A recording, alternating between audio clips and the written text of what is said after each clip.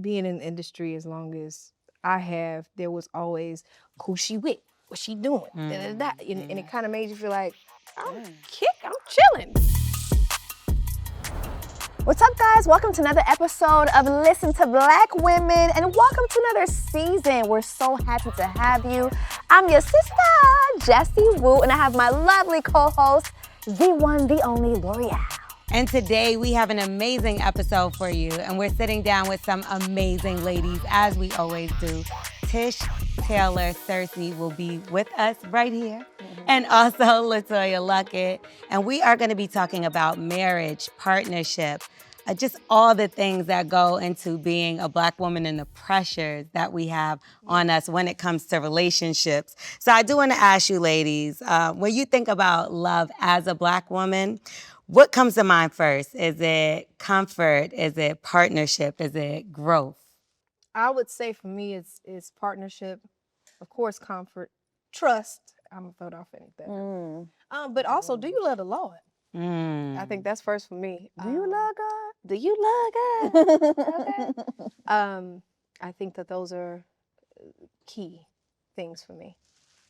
I think for me, friendship.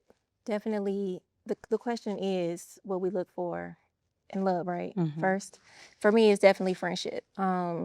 Because I feel like sometimes when the title of couple is on it, sometimes we sometimes tend to treat our significant other not as our friend in certain instances, right? This is something that I learned in marriage counseling. Certain things that you would do to your partner or say to your partner, you wouldn't say to your friend. Or you'll forgive your friend quicker than you'll forgive your partner sometimes. So friendship is number one for me. I think that is very important. Did you start with friendship too, Jessie, with your relation? I'm the single one at the table. You two ladies are married. I feel like with my relationship, I tried to make him like the Sunday dude. I met him on set. He came to a show that I was a host on, and he was promoting his documentary at the time. So I thought he was going to be like a friend. So that's how I did approach it. And then we did go out, but I thought he would just be like my brunch dude. Like that's what I. And like literally, like our first date was on Easter Sunday last year. We went to church together, and then we went to brunch. I was like, oh, he'll just be my brunch guy. But no, he turned into Mr. Easter. So I think that. Yeah, friendship is very important, and we are like best friends. Like he's like my everything. Like I tell him everything. I divulge everything, and I never feel judged. I feel like he's just my homie, my friend, my lover, and But yeah, when you said that, I was like, that's true. Friendship is very Key. Because I feel like all that falls under that. The trust, you know what I mean? It's just a different. It's just different when we have that title. You know what I mean? But if we strip it away, it's like you wouldn't do your friend like this. You know what I mean? You'll tell your friend everything. You'll trust. You'll trust everything that you put into, or tell your friend and everything that you just put into them. You'll trust them. So I'm all about the friendship. When you say tell everything, I wonder because there's something that a lot of people were upset about when Cam Newton said he wanted his significant other to give a full list of everybody she slept with. Lord. Do you think that is friendship and indulging that much information, or do you think there's a limit or there's something that goes too far? Well, I was about to say my husband know everything. But so you would write a list. That goes. I mean, I'm not sitting down with line sheet of paper. By no means. And honestly, me and my husband had a conversation. Although, like he told me before anything, he was like, "Look, what happened before me, is none of my business." Right. But also, I don't, if we're in a room, with someone, just let me know. But I'm not gonna make you feel a way. But honestly, he was like, That's fair, though. I think that's fair. I also feel like that's like the Cam Newton thing of it all. I think the way he positioned it, it seems like manipulative in a way, like, or a way to shame your partner, because he was just like, yeah, I need to know who has a one-up on me. It wasn't like how you said, which was like just something out of respect. Yeah. Right? So like for me, in my relationship, I don't go and tell him everybody I've laid down with, and I don't need to know everybody he's laid down with either. Like, are you clean? Am I clean? Is we cool? Okay, good. Are we moving forward? Are our soldiers marching? Everything functioning? Great. Like, that's what matters. I don't care, like, all his romantic links that have nothing to do with me. They not here now. Yeah. What about their past relationships? Like, are they allowed to continue to be friends with exes? You want to take that one? Yeah, well, you know what? It depends on who that person was. For me, it depends on how deep it was. If it was, of course, a kid's mom, of course. Yeah. But if it was like just some random. Absolutely not. Yeah. And also, I think it's important too, like how they treated me if we saw them in person or online, or are you liking everything, everything he posts? Are you adding little comments? Like, nah. It's like, no, you gotta block that person. So what about y'all being in relationships, right? Because again, like I'm the single one at the table. So is your significant other able to have boys trips? Do you do girls trips, solo trips? Like, do you discuss those kind of things at all? Yeah. I mean, my husband I trust my husband. I love his friends. And I have no issue with him taking a guy's trip. He'll tell me, babe, go take a girl's trip. You know what I mean? Go, whatever. So I don't have issues with that. And most of his friends are married. Okay, so and that don't matter nowadays anyway. No. But I do. I trust my husband, but I have no issues with guy trips at all. What about as married women, how important is it for y'all to do solo trips? I don't do solo trips by myself. Yes.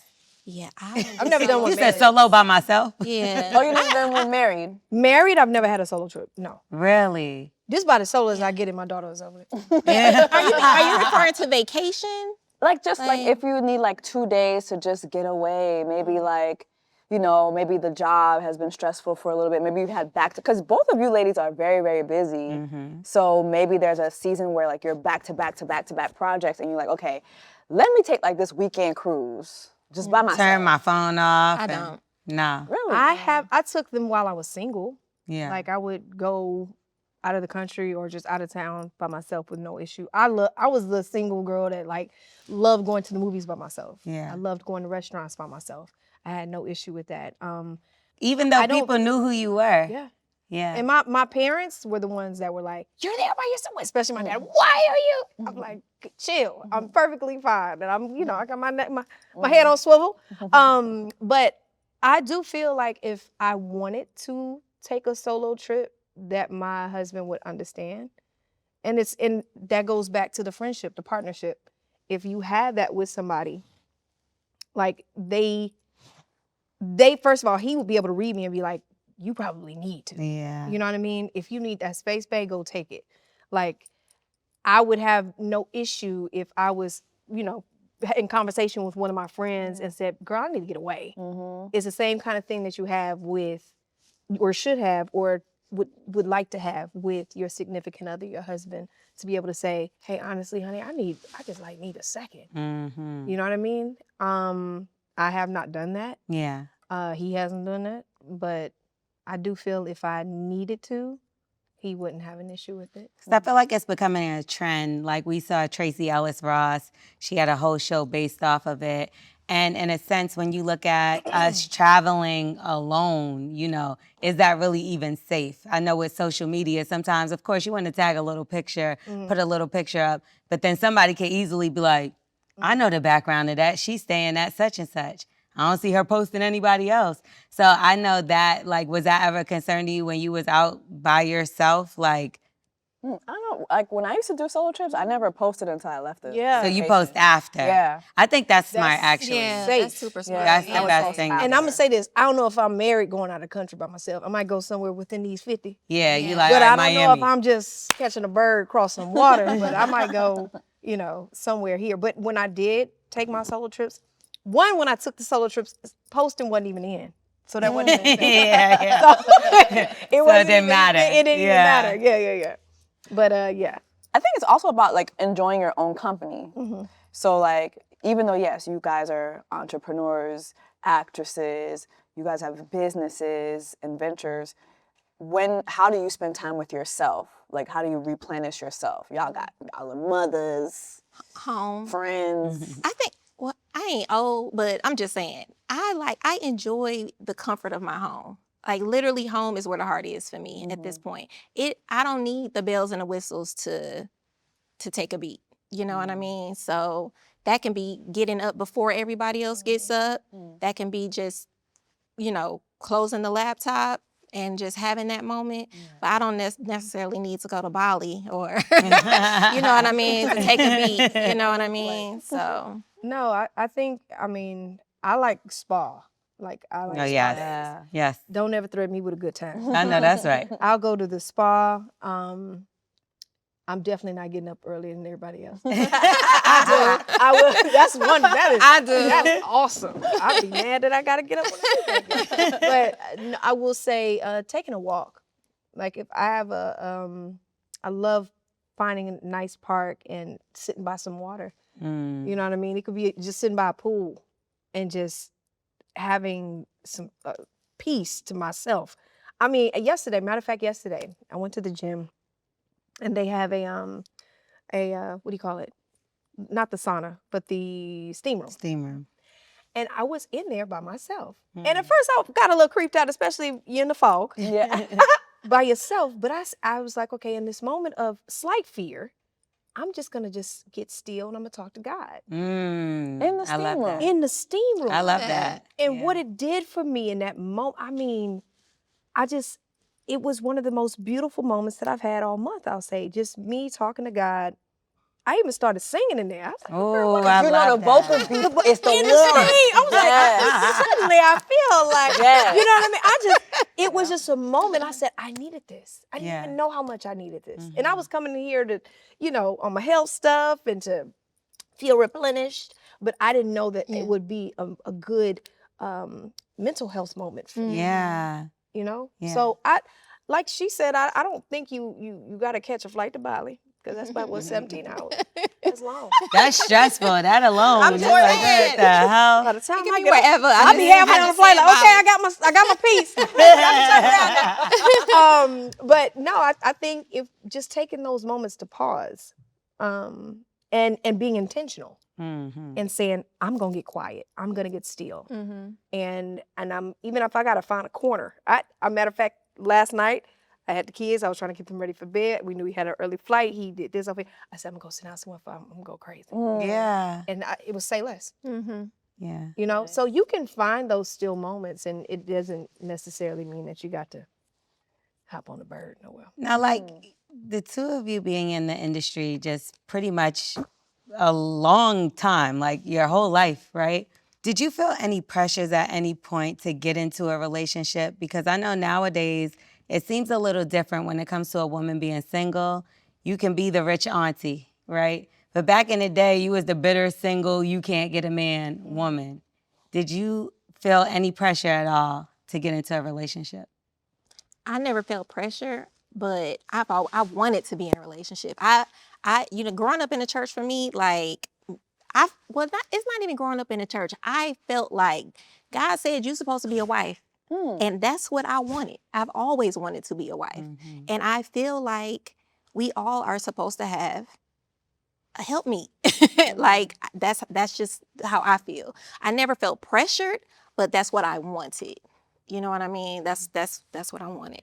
What do you guys think about like the stigma that surrounds like single women, especially today? I feel like there's a lot of like messaging that's being pushed to single women, especially like in today's socioeconomic times. Like, what do you say to those women who feel pressure to like, okay, I gotta find a husband, I have to get married? I feel like they should take their time. Do you? Do whatever makes As long you as you happy. can. Yeah. Do you? Because I don't think, I can say, especially being in the industry as long as I have, there was always, who she with? What she doing? And it kind of made you feel like, I'm chilling. You know what I mean? Yeah. I've even had articles written up on me like, what's wrong with LeToya? Why can't she keep a man? First of all. Well, clear it. First of all. I know some men that can't get you out the bond, okay? Yeah.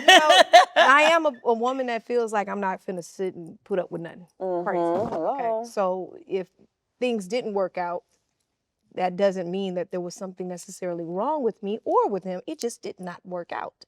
And if you're going through life and experiencing different types of relationships, you know what I mean? I feel like people should be able to do that before they settle down Yeah. into, marriage. Because marriage is supposed to be a forever thing. Yeah. And if you haven't experienced, and I'm not saying you just go hand it out to everybody. What I am saying is that, if you haven't been able to experience, okay, you know what? I like, a guy that is completely understanding of my career. He's not going to mind that I'm not going to be at home all the time. I actually travel for work. You don't want to have the ring on and then discover Yeah. he's not okay with that. Yeah. You know what I mean? Or a man that doesn't adjust to change well. Right. You have to learn and experience and be able to get a feel for what it is that you want. And I don't think that society or anybody else should pressure that. I mean, now granted, some of our parents got married at 20-something years old. Half of them divorced by 40. Yeah. That's right. You know what I mean? Yeah. So, and I feel like people that are getting married later in life because they understand who they are, Yeah. then they know, how they want to present themselves in relationship. I in do marriage. think that's crazy. When it comes to women, it's if she doesn't have a man, what's wrong with her? What's wrong with her? When it comes to the man, oh, he's a bachelor, he's yeah, a player. yeah. Oh, I know that's right, pimp. You get what I'm saying? And it's always looked at upon us like we're the one with the flaw, just because some people choose not to even be in a relationship, which is even crazier because they've been through such a bad relationship or such a bad situation where they don't even want to put themselves in harm's way to even get hurt again, or maybe it was a domestic violence situation. Yep. But the men aren't always the prize, how they make it seem for us. Like the ultimate goal is to be married. No, I mean, you can go to your OBGYN and they giving you the tap on the back like, start planning soon. What you doing? They do that. What? Do they do that to men?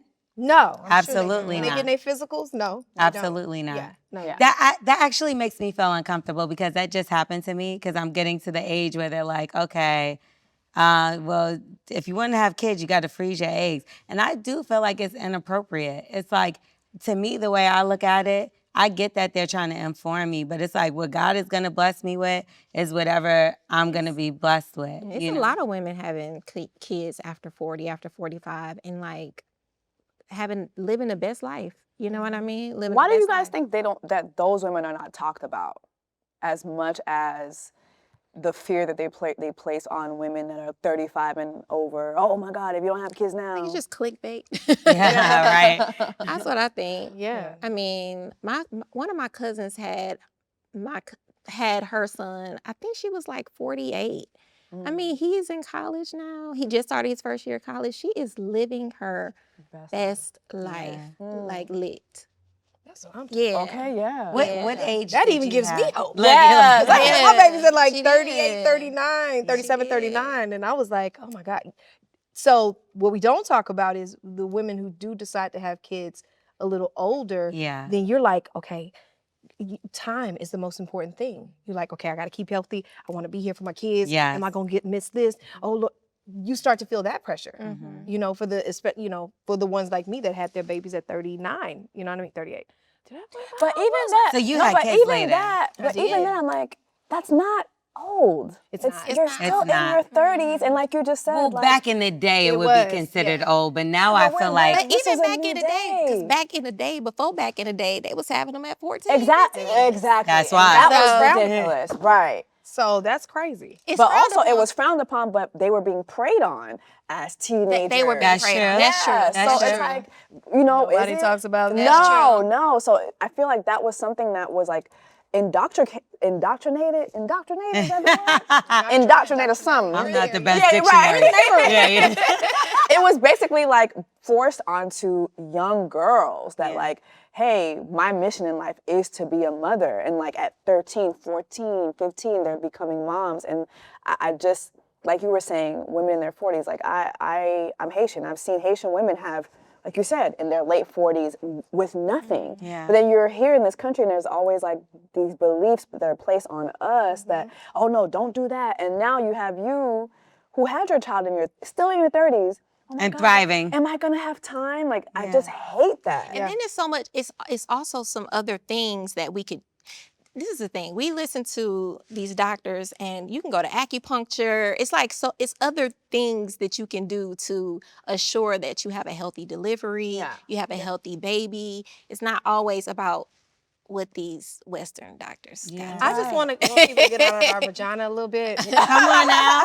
If we could if everybody could step away and out of Step away from the vagina. the vagina. Everybody is so concerned with what's going in and what's coming out. It's And I just kind of feel like, y'all, take care of your own private parts. My private part is mine. Ain't right, sis? You be minding your business. Yes. So I just feel like I just realized everybody, every part of the world, the government, everybody's trying to get the vagina's business. Yeah. And it's like, baby, let's just everybody relax. Right. Okay, it's some other things to worry about. Then that.